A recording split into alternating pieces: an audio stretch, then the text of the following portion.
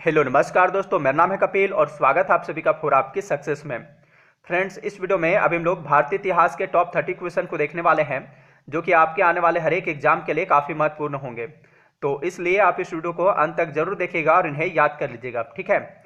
आप इस वीडियो का फ्री पीडीएफ फाइल भी डाउनलोड कर सकते हैं जिसका लिंक इस वीडियो के डिस्क्रिप्शन बॉक्स में दिया हुआ है, या तो फिर आप मेरा टेलीग्राम ग्रुप ज्वाइन करके वहां से भी फ्री में आसानी से इसका पीडीएफ फाइल डाउनलोड कर सकते हैं। टेलीग्राम ग्रुप ज्वाइन करने का लिंक भी इसी वीडियो के डिस्क्रिप्शन बॉक्स में दिया हुआ है। ओके, तो चलिए अब क्वेश्चन की ओर बढ़ते हैं। और पहला क्वेश्चन है, सबसे पुरानी स्मृति कौन सी है? तो सबसे पुरानी स्मृति मनु स्मृति है। मनु स्मृति के लेखक कौन है? मनु है। अगला प्रश्न है, सिंधु घाटी सभ्यता किस युग की सभ्यता थी? तो सिंधु घाटी सभ्यता जो थी वह कांस्य युग की सभ्यता थी। अगला प्रश्न है, पाकिस्तान में सिंधु नदी को किस उर्दू नाम से संबोधित किया जाता है? तो पाकिस्तान में सिंधु नदी को दरिया ए सिंध उर्दू नाम से संबोधित किया जाता है। अगला प्रश्न है, कलिंग युद्ध किस वर्ष हुआ था? तो कलिंग युद्ध 261 ईसा पूर्व में हुआ था। सम्राट अशोक ने राज्याभिषेक के 8वें वर्ष यानी 261 ईसा पूर्व में कलिंग पर आक्रमण किया था।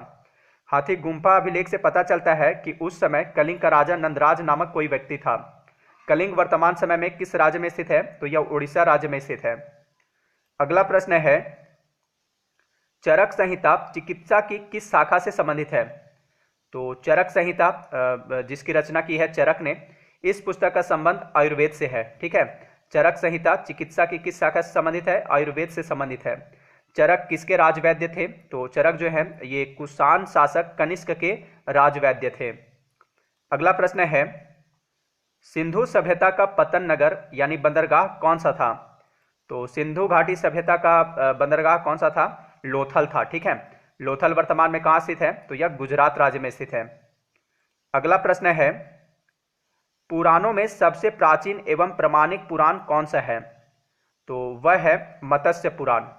पुराणों में सबसे प्राचीन एवं प्रामाणिक पुराण मत्स्य पुराण है। कुल पुराणों की संख्या कितनी है? 18 है, यानी कुल 18 पुराण है, ठीक है। अगला प्रश्न है, ऋग्वेद का कौन सा मंडल सोम देवता को समर्पित है? तो इसका आंसर है 9वां मंडल। देखिए, ऋग्वेद में कुल 10 मंडल हैं जिनमें 9वां मंडल जो है वह सोम देवता को समर्पित है। अगला प्रश्न है, किस वेद में बलि सूत्रों का उल्लेख किया गया है? तो बलि सूत्रों का उल्लेख अजुर्वेद में किया गया है। ऋग्वेद जो है यह प्रारंभिक आर्यों के विस्तार से संबंधित है। सामवेद यह संगीत से संबंधित है। सामवेद को भारतीय संगीत का जनक कहा जाता है। अथर्ववेद यह जादू टोना अंधविश्वास वशीकरण इत्यादि से संबंधित है। अगला प्रश्न है, महमूद गजनवी के सभी आक्रमण में सर्वाधिक महत्वपूर्ण आक्रमण कौन सा था? तो वह था सोमनाथ मंदिर पर आक्रमण, जो कि 1025 से 1026 ईस्वी के बीच आक्रमण किया था। देखिए, महमूद गजनवी ने भारत पर कुल 17 बार आक्रमण किया था, जिसमें सर्वाधिक महत्वपूर्ण आक्रमण कौन सा था? सोमनाथ मंदिर पर आक्रमण था। अगला प्रश्न है, दिल्ली सल्तनत पर बैठने वाला एकमात्र हिंदू से परिवर्तित हो मुस्लिम व्यक्ति कौन था? तो दिल्ली सल्तनत पर बैठने वाला एकमात्र हिंदू धर्म से परिवर्तित मुसलमान नसीरुद्दीन खुसरो था, ठीक है। नसीरुद्दीन खुसरो शाह था। इसने गद्दी पर बैठने के बाद पैगंबर के सेनापति की उपाधि धारण किया था। नसीरुद्दीन खुसरो शाह यह खिलजी वंश के अंतिम शासक कुतुबुद्दीन मुबारक शाह का प्रधानमंत्री था। अगला प्रश्न है, हम्पी किसकी राजधानी थी? तो हम्पी विजयनगर साम्राज्य की राजधानी थी। हम्पी वर्तमान में किस राज्य में स्थित है? तो यह वर्तमान समय में कर्नाटक के बेल्लारी जिले में तुंगभद्रा नदी के किनारे स्थित है। विजयनगर साम्राज्य की स्थापना किसने की थी? तो विजयनगर साम्राज्य की स्थापना हरिहर एवं बुक्का नामक 2 भाइयों ने की थी। कब की थी? 1336 ईस्वी में की थी, ठीक है। और किसके शासनकाल में की थी? तो मोहम्मद बिन तुगलक के शासनकाल में की थी। अगला प्रश्न है, तेनालीराम विजयनगर साम्राज्य के किस राजा के दरबार में राजकवि थे? तो प्रसिद्ध कवि तेनालीराम विजयनगर साम्राज्य के राजा कृष्णदेव राय के दरबारी कवि थे। तेनालीराम ने पांडुरंग महात्म्य की रचना की थी, जिसकी गणना 5 महाकाव्यों में की जाती है। अगला प्रश्न है, चार मीनार का निर्माण निम्न में से किस व्यापक रूप से फैली बीमारी के उन्मूलन की याद में किया गया था?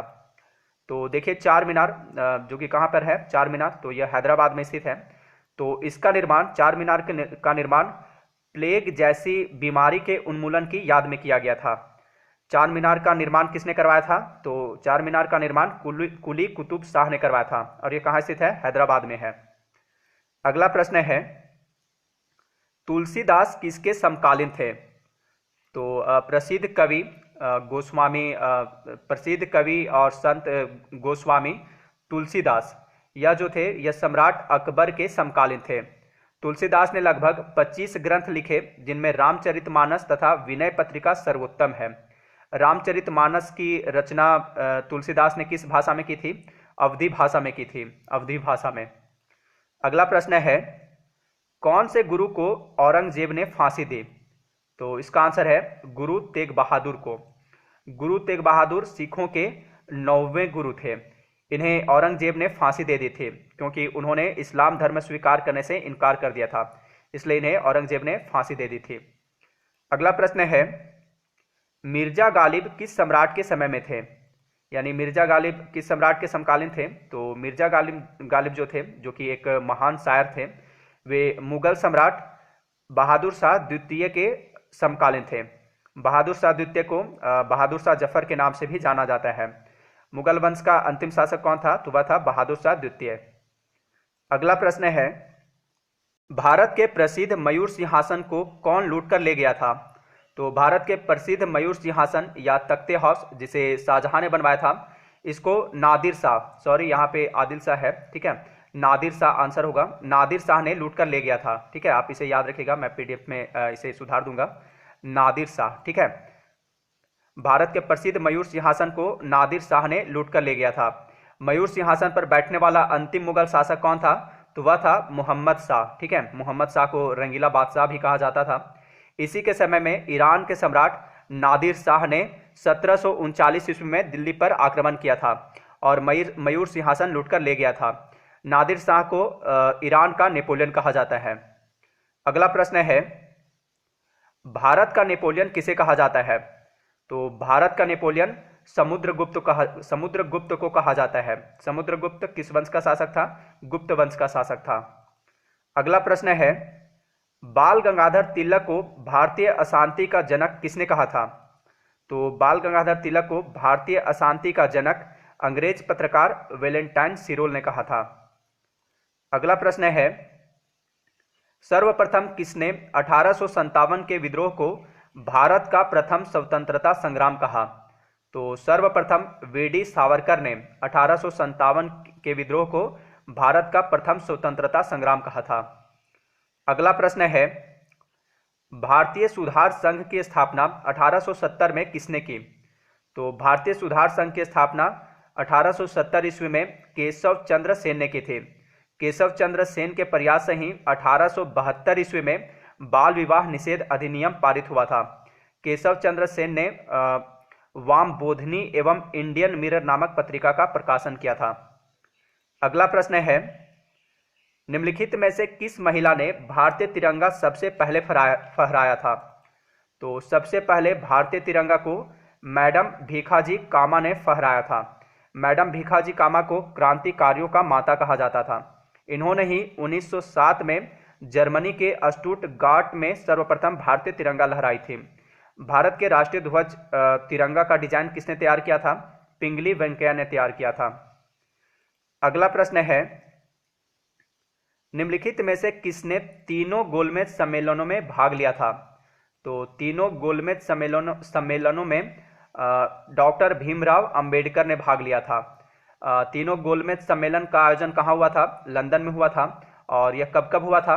तो पहला गोलमेज सम्मेलन का आयोजन 1930 ईस्वी में, दूसरा गोलमेज सम्मेलन का आयोजन 1931 में और तीसरा गोलमेज सम्मेलन का आयोजन 1932 ईस्वी में हुआ था।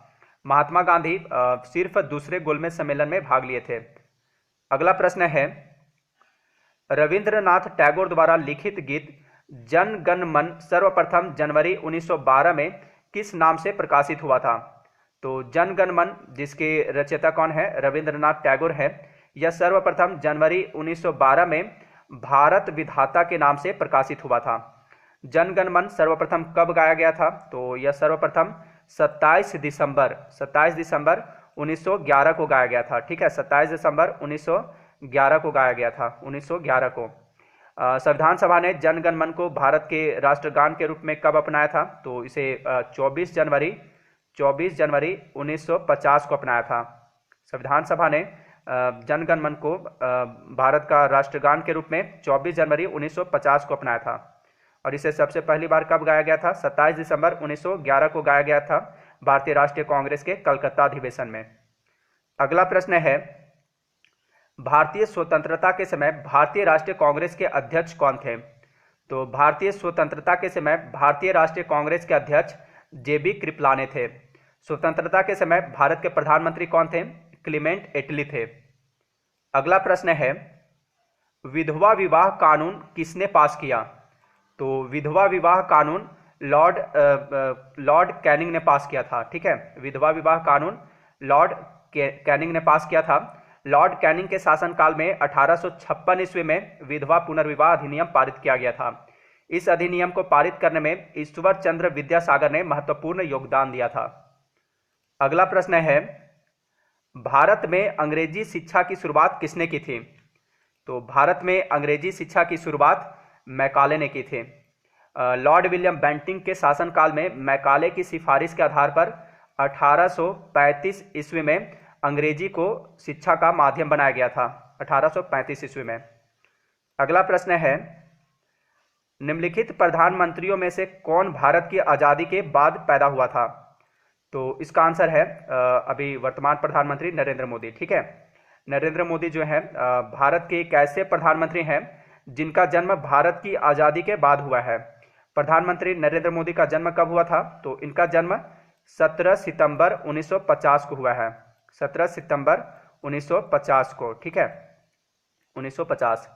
अगला प्रश्न है और इस वीडियो का last question, all India Muslim league की स्थापना किस वर्ष हुई थी? तो ऑल इंडिया मुस्लिम लीग की स्थापना 1906 ईस्वी में हुई थी। कहाँ हुई थी? ढाका में हुई थी। तो फ्रेंड्स, ये थे भारतीय इतिहास के कुछ महत्वपूर्ण प्रश्न। अब अंत में आपके लिए क्वेश्चन है, भगवत गीता का अंग्रेजी में अनुवाद सर्वप्रथम किसने किया था? तो इसका सही जवाब आप मुझे कमेंट बॉक्स में दीजिएगा। तो इस वीडियो में इतना ही। अगर ये वीडियो आपको अच्छा लगा हो तो इसे लाइक तथा शेयर जरूर कर दीजिएगा। मिलते हैं नेक्स्ट वीडियो में। Thanks for watching.